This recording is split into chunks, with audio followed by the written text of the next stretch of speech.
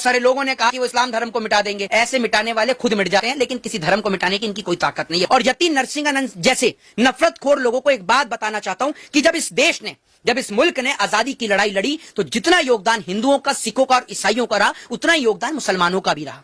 किस तरीके से आजादी की जंग को राजगुरु सुखदेव, भगत सिंह और अशफाक उल्लाह खां जैसे लोगों ने एक साथ मिलकर लड़ा, जितना योगदान इस देश के अंदर अशफाक उल्लाह खां, भगत सिंह और राजगुरु का है, उतना ही बहादुर शाह जफर का भी है। वो बहादुर शाह जफर जिनके बच्चों का सर काट के रंगून की जेल में रख दिया गया और उनसे कहा गया एक अंग्रेजी अफसर ने आकर कि क्या हुआ जफर, हिंदुस्तान की शमशीर ठंडी पड़ गई। वो बहादुर शाह जफर जिसके बच्चों का सर काट रखा है रंगून की जेल में, वो बहादुर शाह जफर बड़ी शान के साथ खड़े होकर जवाब देता है कि जब तक गाजियों में बू रहेगी ईमान की, तख्ते लंदन तक चलेगी शमशीर हिंदुस्तान की। एक मैं आपको बता दूं कि बहुत सारे लोग हैं जो ऐसा काम करते हैं, तो उनको एक नाम दिया जाता है जिनको कहा जाता है काना जद्दाल। मैं आपको बता दूं, ये उसी तरीके का कुछ काम कर रहे हैं, लोगों को भड़काने का काम कर रहे हैं, लड़ाने और भिड़ाने का काम कर रहे हैं। मुझे एक बात समझ में नहीं आती कि यति नरसिंहानंद सरस्वती हो, चाहे फिर वो महाराष्ट्र के बाबा जी हो, चाहे फिर वो और तमाम लोग हो, मुझे ये समझ में नहीं आ रही कि आप हिंदू धर्म से हो या मुसलमान धर्म से हो। भाई अगर आप हिंदू धर्म से हो तो कृष्ण के बारे में बताओ, राम की अच्छाइयां लोगों को बताओ, प्रभु के बारे में बताओ, ईश्वर के बारे में बताओ। आप ये क्या लेके बैठ गए? आप अपने आप को साधु महात्मा कहते हो, आप अपने आप को धर्मगुरु कहते हो। धर्मगुरु का मतलब होता है धर्म का प्रचार करना, धर्म की अच्छाइयां लोगों तक पहुंचाना। भाई धर्मगुरु कौन होता है? धर्मगुरु वो होता है जो अपने धर्म की जानकारी लोगों तक पहुंचाए। यति नरसिंहानंद सरस्वती हिंदू धर्म के धर्मगुरु हैं, तो उनका फर्ज बनता है कि वो कृष्ण की अच्छाइयां, राम की अच्छाइयां लोगों तक पहुंचाएं। लेकिन यति नरसिंहानंद सरस्वती के प्रवचन तो प्रॉफिट मोहम्मद साहब के ऊपर हो रहे हैं। भाई आप प्रॉफिट मोहम्मद साहब के ऊपर जो बात कह रहे हो, आप उनके पीए लग रहे हो या असिस्टेंट हो, जो आपको इतना पता है प्रॉफिट मोहम्मद साहब के बारे में। दूसरी बात यह है कि भारत एक डेमोक्रेटिक कंट्री, एक लोकतांत्रिक देश है, एक सेकुलर कंट्री है, जिस सेकुलर कंट्री में एक हिंदू को भी अपने धर्म को मानने की आजादी है, एक मुसलमान को भी अपने धर्म को मानने की आजादी है। और यति नरसिंहानंद जैसे नफरतखोर लोगों को एक बात बताना चाहता हूं कि जब इस मुल्क ने आजादी की लड़ाई लड़ी तो जितना योगदान हिंदुओं का, सिखों का और ईसाइयों का रहा, उतना ही योगदान मुसलमानों का भी रहा। किस तरीके से आजादी की जंग को राजगुरु सुखदेव, भगत सिंह और अशफाक उल्लाह खां जैसे लोगों ने एक साथ मिलकर लड़ा, जितना योगदान इस देश के अंदर अशफाक उल्लाह खां, भगत सिंह और राजगुरु का है, उतना ही बहादुर शाह जफर का भी है। वो बहादुर शाह जफर जिनके बच्चों का सर काट के रंगून की जेल में रख दिया गया और उनसे कहा गया एक अंग्रेजी अफसर ने आकर कि क्या हुआ जफर, हिंदुस्तान की शमशीर ठंडी पड़ गई। वो बहादुर शाह जफर जिसके बच्चों का सर काट रखा है रंगून की जेल में, वो बहादुर शाह जफर बड़ी शान के साथ खड़े होकर जवाब देता है कि जब तक गाजियों में बू रहेगी ईमान की, तख्ते लंदन तक चलेगी शमशीर हिंदुस्तान की। हम उस भारत देश की मिट्टी के लोग हैं। हमारी वेशभूषा, हमारा कल्चर, हमारा रहन सहन बिल्कुल अलग हो सकता है, लेकिन हमारे लिए सबसे बड़े गर्व की बात है कि हम अपने आप को इंट्रोड्यूस करें तो एक मुस्लिम, एक हिंदू, एक सिख और एक ईसाई से नहीं, हम अपने आप को इंट्रोड्यूस करें एज अ भारतीय के तौर पर, एज अ इंडियन के तौर पर। हमें गर्व है कि हमने भारत देश जैसी मिट्टी में जन्म लिया। आपको पता है पाकिस्तान के, अफगानिस्तान के जो रहने वाले लोग हैं वो तरसते हैं इस देश की मिट्टी में आने के लिए, क्योंकि ये वो देश है जिस मिट्टी के अंदर आपको, अगर एक हिंदू है तो आपको मथुरा वृंदावन मिलता है, भगवान श्री कृष्ण की धरती मिलती है। अगर आप एक मुसलमान है तो आपको अजमेर शरीफ मिलता है, हाजी अली की दरगाह मिलती है, आपको यहाँ पर लाल किला दिल्ली का मिलता है, आगरा का ताजमहल देखने को मिलता है। अगर आप एक सिख है तो आपको यहाँ पर गुरुद्वारा देखने को मिलता है, गोल्डन टेम्पल, स्वर्ण मंदिर देखने को मिलता है। और सबसे बड़ी बात यह कि जो मुसलमान पाकिस्तान में गए थे वो आज भी अफसोस करते हैं कि हमने भारत जैसे मुल्क को क्यों छोड़ा, जानते हैं। और वो पाकिस्तान के रहने वाले लोग भी आज ये कहते हैं कि जिन लोगों ने बंटवारा किया वो सबसे गलत बंटवारा किया, क्योंकि बंटवारे की वजह से हम लोग अलग हुए। एक बात मुझे बताइए, जिस देश को पहले मुस्लिम राष्ट्र के नाम पर पाकिस्तान के रूप में बांट दिया, जिस देश को बांग्लादेश के नाम पर बांटा गया, जिस देश को अफगानिस्तान के नाम पर तोड़ा गया, भारत के आपने कितने हिस्से कर दिए?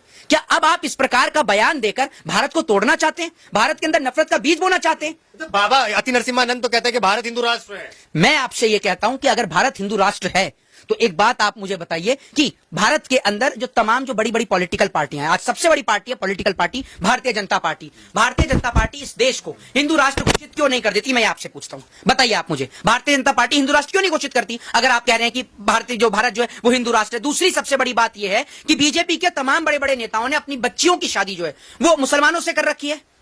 और दूसरी बात, सबसे बड़ी बात, देश के प्रधानमंत्री आए दिन मस्जिदों में जा रहे हैं घूमने के लिए। और मैं आपसे एक चीज कहता हूं कि वो प्रॉफिट मोहम्मद साहब जिनके अंदर देश के लाखों करोड़ों मुसलमानों की आस्था है, और वो मुसलमान जिन्होंने आजादी के लिए अपना योगदान दिया, जंगे आजादी हमने एक साथ लड़ी। देखिए यति नरसिंहानंद को मैं एक बात बता दूं, जो काम आप कर रहे हो ना, आज से कई साल पहले ये काम अंग्रेजों ने किया था। अंग्रेजों ने हिंदू और मुसलमानों को एक साथ लड़ाया। अंग्रेजों ने क्या किया, जब अंग्रेजों ने मुसलमानों को पीटा तो हिंदू बहुत खुश था, और जब हिंदुओं को पीटा तो मुसलमान बहुत खुश था। लेकिन जब दोनों पीटे ना और उसके बाद एक साथ आए और एक साथ मिलकर जब जंगे आजादी की लड़ाई को लड़ा, तब जाकर ये देश आजाद हुआ। तो मैं समझाना चाहता हूं देश के लोगों को कि इस देश को वापस गुलाम ना बनाएं, क्योंकि आपका आपस में लड़ना इस देश को वापस से गुलाम बना देगा। लेकिन यति नरसिम्हानंद तो हिंदुओं को जगा रहे हैं, उसको अवेयर कर रहे हैं मुसलमानों से, देखो ये लोग गद्दार है, ये जिहादी, ये जिहाद। हिंदू जिस दिन जाग गया ना, हिंदू जिस दिन जाग गया, उस दिन हिंदुओं के बच्चों के हाथ में ना तो आपको कट्टा, ना पिस्टल, ना राइफल, ना बंदूक, ना तलवार, कुछ नहीं दिखाई देगा। उनके बच्चों के हाथ में एक कलम दिखाई देगी। ये कलम में वो ताकत है कि एक व्यक्ति सिर्फ कलम के माध्यम से, शिक्षा के माध्यम से पूरे देश का संविधान लिख देता है, और उनका नाम था डॉक्टर बाबा साहब भीमराव अंबेडकर। तो कलम में तो बहुत ताकत है।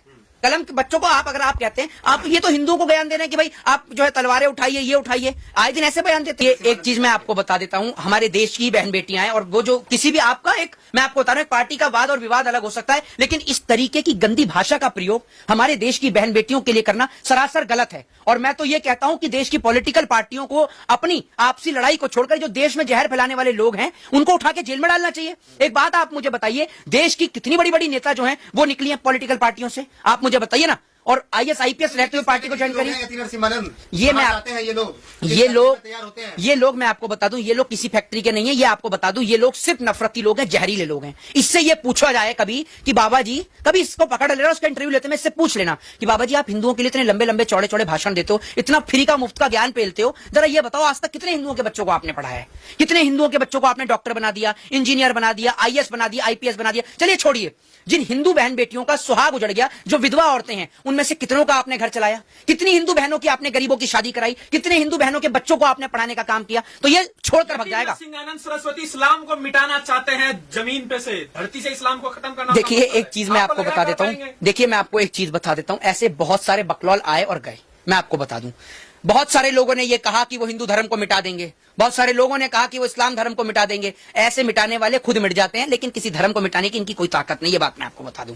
सीधी सवाल ये है, आखिरी सवाल लेकर के जी। वीडियो खत्म करेंगे जी। कि मुसलमान जिस तरीके से मुसलमान का मानना है कि जो मोहम्मद साहब है वो एक मुसलमान की रूह है ना, उसके बगैर वो जिंदा नहीं रह सकता है। जी। यति नरसिम्हानंद ने जो है विवादित बयान दिया। जी। अब जो मुसलमान उसके खिलाफ प्रोटेस्ट कर रहे हैं, पुलिस उसके ऊपर कार्रवाई कर रही है, लेकिन यति नरसिम्हानंद पर कोई तरीके से कार्रवाई नहीं हो रही है जो इस तरीके से बयान आगे ना दे।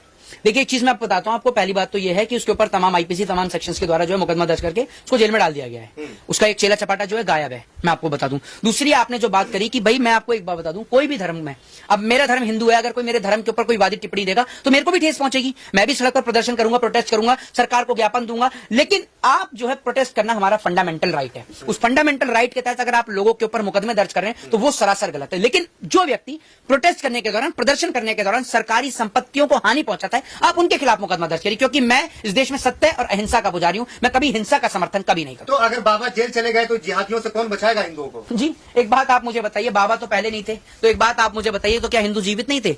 एक बात आप मुझे बता तो दीजिए, क्या बाबा से हिंदू जीवित है? दूसरी बात यह है कि हिंदू अपनी स्वयं रक्षा कर सकता है, वो इतना सक्षम है। इन जैसे बाबाओं की जरूरत नहीं है, और ये बाबा तो ऐसे हैं जो मिनट से पहले गायब हो जाते हैं। इतनी बहन बेटियों की इज्जत और आबरू लूटी, कौन सा बाबा सामने आया?